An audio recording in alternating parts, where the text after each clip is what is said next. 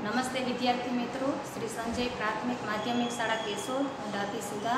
आज मैं कक्षा 6 का काव्य दूसरा है एक जगत एक लोक, जिसके हम आज पढ़ाई करेंगे। इस कविता में कवि कहना चाहते हैं कि ये जो चंद्र है, सूर्य है, इंसान है, सभी ईश्वर ने ही बनाया है। और वो इंसान को जो बनाया है, जिसके अंदर शरीर का जो खून होता है वह एक ही रंग का है। घटिया सबको ईश्वर ने एक जैसी ही दी है।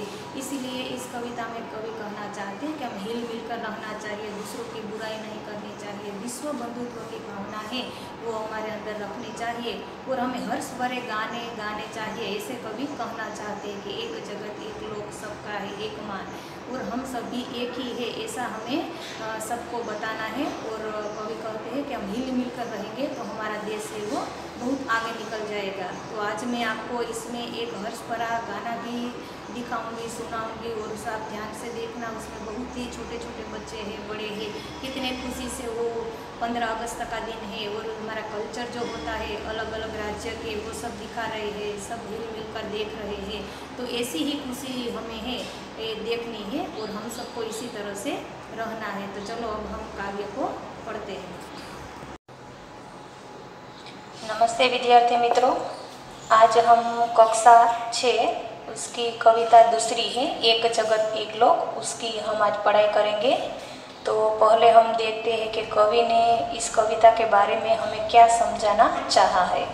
तो प्रकृति के तत्व हम सबके लिए हैं, हम सबको समानता से रहना है, बिना भेदभाव के सभी के साथ प्रेम से रहना है। आज मनुष्य की सोच इतनी अपनी दुनिया तक सीमित हो रही है। इस काव्य का भाव राष्ट्रवाद की संकीर्णता से ऊपर उठकर विश्व बंधुता की भावना का विकास करता है। देखिए, हम सबको समान ईश्वर ने सब कुछ दिया है, देह दिया है, हड्डियाँ दी है। इसी प्रकार से कोई भेदभाव ईश्वर ने नहीं रखा है, तो हमें भी कोई भेदभाव नहीं रखना चाहिए और हिल मिलकर रहना चाहिए। और मनुष्य की जो सोच है अपनी दुनिया तक सीमित हो रही है, इसलिए हमें सिर्फ अपने बारे में नहीं सोचना चाहिए, सबके बारे में सोचना चाहिए। तो ऐसी कवि ने हमने इस कविता में बात की है, जो हम आगे काव्य पंक्ति पढ़ेंगे और उसके भावार्थ को भी समझेंगे। पहले हम इस कविता का जो गान कर है वो हम सुनेंगे कि इसका जो राग होता है वो लय हुए कैसा होता है, वो पहले मैं आपको सुनाती हूँ।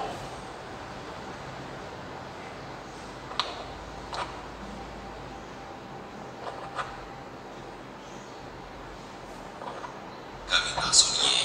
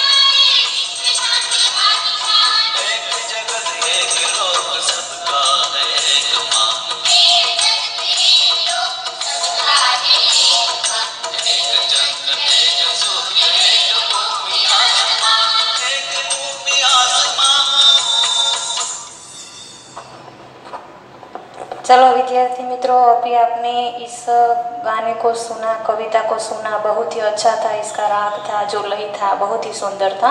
इसी तरह से आपको ये कंठस्थ कर लेना है। चलो अब हम इसके शब्दार्थ देखते हैं। जग का मतलब होता है जगत, दुनिया। लोक, संसार। मान, आदर, सम्मान। भूमि, जमीन, धरती। तेज, प्रकाश। देह, देह का मतलब होता है तन, काया, शरीर। निस्दिन, उसका मतलब है हर रोज, प्रतिदिन। रक्त, उसका अर्थ है लहू, खून। अस्थि, हड्डी। हर्ष, आनंद। प्राण, जान, जीव। तराना, गीत और गान। प्रगति का मतलब है उन्नति। विकास, ऐक्य का मतलब है एकता। राग, स्वर, ताल और लय युक्त संगीत। गान, उसका मतलब है गीत। और निशान का मतलब होता है चिन्ह। तो ये सभी शब्दार्थ थे। तो अब हम पहली ही पंक्ति में कवि क्या कहना चाहते हैं वो इसे हम समझने की कोशिश करते हैं। उससे पहले आप इस चित्र को ध्यान से देखिए। यहाँ पर देखिए हमारा राष्ट्रध्वज है, यहाँ पर देखिए पाकिस्तान का है, यहाँ पर हिंदुस्तान का है। इसी में सभी राष्ट्र का कुछ न कुछ यहाँ पर चिन्ह है, वो हमें इस चित्र में दिखाए गए हैं। इसीलिए कवि हमें कहते हैं एक जगत एक लोक सबका है एक मान। एक जगत एक लोक सबका है एक मान। एक चंद्र एक सूर्य एक भूमि आसमान। एक चंद्र एक सूर्य एक भूमि आसमान। हवे कवि इस कविता में हमें इस पंक्ति में यह कहना चाहते हैं कि ये जो जगत है वो एक ही है, और जो चंद्र है, सूर्य है, भूमि है, धरती, आकाश, वो सभी एक ही है। एक तेज एक हवा एक ही पानी। जीवन है सुख दुख की एक कहानी। एक देह एक ही रक्त, एक अस्थि एक प्राण, एक जगत एक लोक। हवे हम इन सारे पंक्तियों का भावार्थ है वो समझते हैं। तो कवि कहते हैं कि यह दुनिया एक ही है। इस दुनिया में रहने वाले हम सभी का एक जैसा मान है। सूर्य, चंद्र, भूमि और आसमान भी एक ही है। हमें मिलने वाला सूर्य का तेज, हवा और पानी भी एक ही है। इसीलिए हमें हिल मिलकर रहना चाहिए। हम सभी का जीवन सुख दुख की एक कहानी है। हम सभी का शरीर एक समान है। हमारा रक्त का रंग भी एक समान है। हम सभी के शरीर में हड्डियाँ एक समान है, और हम सभी के शरीर में बसने वाले प्राण भी एक समान है। इसीलिए कवि कहते हैं कि एक दुनिया है और एक ही संसार है। इसलिए हमें एक बात हम कहते हैं आपसे कि अगर सुख आए या दुख आए, इसे हमें कभी निराश नहीं होना है। हमें इसे भगवान का प्रसाद समझकर इसे ग्रहण कर लेना चाहिए। सुख में साथ रहेंगे तेरे, दुख में सब मुंह मोड़ेंगे। दुनिया वाले तेरे होकर भी तेरे ही दिल को तोड़ेंगे। हवे इस दुनिया के जो लोग होते हैं उसे पता ही है कि ईश्वर है, हर एक कोने में है, वो सब कुछ देख रहा है, पर फिर भी ईश्वर है, वो ईश्वर है को जो मानते नहीं है कि ईश्वर, मन में उसे पता है कि ईश्वर देख रहे हैं, मगर वो पाप करता है तभी उसी को ऐसा लगता है कि मुझे कोई देख नहीं रहा है। इसलिए तो ईश्वर कहते हैं कि देते हैं भगवान को धोखा, इंसान को क्या छोड़ेंगे। सबको पता ही है। इसलिए आजकल के जो इंसान हो चुके हैं वो इतने स्वार्थी हो गए हैं कि कहीं पर कोई अकस्मात हुआ हो या कोई झगड़ा बड़ा सा हो रहा हो तो सब खड़े खड़े क्या करते हैं, उसे छुड़ाने नहीं जाते हैं, ना ही उसकी मदद को जाते हैं, और खड़े खड़े अपने मोबाइल में उसका वीडियो बनाते हैं। ये बहुत ही एक इंसान के नाम पर बहुत ही गलत बात है, बुरी बात है। अगर कोई अकस्मात किसी का हो गया है तो पहले हमें तुरंत ही उसको बचाने की कोशिश करनी चाहिए, उसे पानी देना चाहिए। हो सके तो 108 जैसी गाड़ी आजकल हमारे देश में सुविधाएं है तो उसे तुरंत ही फ़ोन कर इसे बुलाना चाहिए, ताकि उसे जल्दी से कुछ अच्छे सारवार मिल जाए तो उसकी ज़िंदगी है वो बच सकती है। और इसी प्रकार से हमें जीवन में कभी कोई दुख आए तो हमें ये नहीं समझना चाहिए कि मुझ पर तो बड़ा सा पहाड़ टूट पड़ा है। अभी मैं आपको एक उदाहरण देती हूँ कि दूध को दुखी करो तो वो क्या बनता है, दही बनता है। दही को सताओ तो वो मक्खन बनता है, मक्खन को सताओ तो से वो घी बन जाता है। दूध से महंगा क्या है, दही है, दही से महंगा मक्खन है, और मक्खन से महंगा घी होता है। किंतु इन चारों का रंग एक ही होता है, श्वेत। श्वेत मानो सफ़ेद। इसका अर्थ ये है कि हुआ कि बार बार हमें संकट आए, दुख आने पर भी जो इंसान अपना रंग नहीं बदलता, समाज में उसी का ही मूल्य बढ़ता है। इसलिए हमें कभी भी अगर दुख आए तो हमें गलत रास्ते पर नहीं जाना है, हमें सही रास्ते पर ही चलना है। चाहे कितनी हमें संकट आ जाए, कुछ दिन के लिए ही दुख होता है और सभी को आता है। ऐसे नहीं है कि चलो कुछ इंसानों को तो दुख आता ही नहीं, सबके जीवन में भगवान ने सुख और दुख दिया है। इसीलिए हमें कभी भी दुख से हारना नहीं चाहिए और इसका प्रसाद समर कर कुछ दिन है तो उसे सह लेना चाहिए, उसके बाद हमें अवश्य ही सुख आएगा। तो अगली पंक्ति अब हम देखते हैं कि कवि क्या कहते हैं। तो कवि ने कहा है, हर्ष भरे गाए हम राग सुहाने, समता और ममता के गीत तराने, घर घर में गुंज रहा निस्दिन यह मधुर गान, एक जगत एक लोक सबका है एक मान। देखिए यहाँ पर हमको बहुत ही अच्छा दृश्य दिखाया गया है, कितना कुदरती दृश्य है जिसे देखकर हमें एक आनंद आता है। ऐसा दृश्य देखने को हमें कहीं कहीं ही मिलते हैं। तो इस कविता में कवि ने इस पंक्ति में हमें कहा है, कवि कहते हैं कि हमें आनंद से भरपूर मधुर गीत गाने चाहिए, हम सबका एक राग छेड़े, हम समानता और पारस्परिक प्रेम के गीत गाए, रात दिन एक ही गीत इस संसार में गूंजना चाहिए कि हम सब एक है, एक जग और एक लोक के ही हम निवासी हैं। तो देखिए हमें, जब मैं आपको एक वीडियो क्लिप दिखाऊंगी उसमें हम देखेंगे कि बहुत ही अच्छा गाना, ये 15 अगस्त के दिन हमारे दिल्ली के राजपथ पर जो हमारा कल्चर है अलग अलग राज्य का वो आपको देखने को मिलेगा। इसके अलावा जो सैनिक होते हैं उसके पैर और उसके हाथ जो है ना एक साथ कैसे चलते, वो एक देखने लायक नज़ारा है, आप ध्यान से देखिएगा। और इसमें हम इस समय तो ऐसा कर सकते हैं कि वहाँ पर आप छोटे छोटे बच्चे देखेंगे अपने हाथ में ध्वज लेके कैसे लहरा रहे हैं, कितने बड़े बच्चे बूढ़े सब ये जो दृश्य है, ये जो 15 अगस्त का दिन है कैसे मना रहे हैं, तो वो देखकर हमें एक खुशी है कि लोगों के आंखों में कितनी खुशी दिख रही है, वो सब कितने खुश है। और आज हम देखते हैं कि कोरोना जैसी बीमारी आ गई है हमारे भारत में, पूरे विश्व में है। तो इस साल जो 15 अगस्त का दिन है वो हमें ऐसे गाने की तरह देखने को नहीं मिलेगा, क्योंकि अब हमें डिस्टेंस रखना बहुत ही ज़रूरी हो चुका है। अगर ज़्यादा लोग इकट्ठा होंगे तो क्या होंगे, तो क्या बीमारी ज़्यादा फैलेगी। इसीलिए हम सभी को इस गाने को देखकर ये सोचना है कि हमें कामयाब होना है। भले कुछ साल लगेंगे, ऐसी बीमारी को तुरंत नहीं हटाया जा सकता, मगर हम एक साथ इसका सामना करेंगे, अगर इसके जो नीति नियम हमें बताए जा रहे उसका हम पालन करेंगे तो अवश्य ही एक ना एक दिन इस बीमारी को हम दूर कर ही सकेंगे। तो आपको इस गीत को ध्यान से सुनना है और इसे देखना है। तो चलो अब मैं आपको वो गाना है वो दिखाती हूँ।